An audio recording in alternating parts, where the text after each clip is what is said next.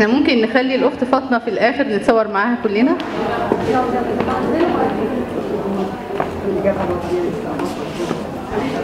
اول مره يا جماعه احس فعلا بالقضيه الفلسطينيه من الكلام اللي انا سمعته النهارده.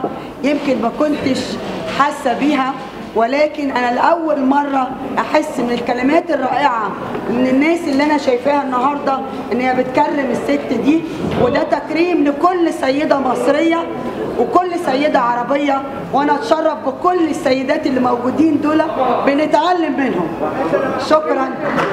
انا كنت بال67 بشتغل ممرضة في مدينة قلقيلة، وشفنا الشعب المصري، الجيش المصري اللي دخل فلسطين. كثير منكم بيعرفوا هاي القصة، وكانوا يغنوا يا حبيبي ويا حبيب بكره حندخل دار أبيب، وكانت معنويات الشعب المصري مرفوعة، واحنا مرفوعة لأنه في عرب حاسين فينا وجايين ينظموا. فطلعنا من ضربة قلقيلية جينا على نابلس. بنابلس كانوا أخوة من صاعقة 23. اكتب يا شهيد، صاعقة 23 كثير من الإخوة المصريين بيعرفوهاش.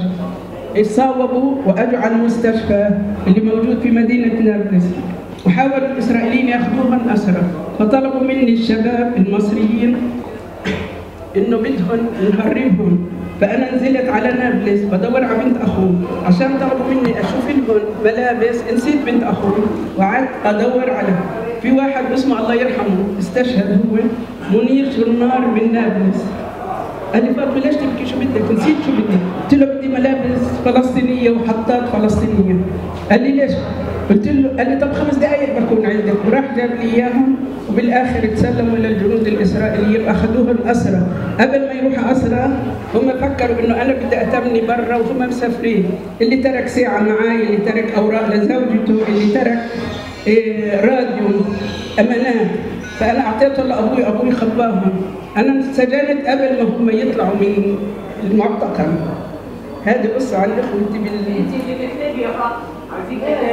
مكتوبه. انا زوجة مناضل من ال 48 اسمه فوزي النمر اللي هلا ذكرها.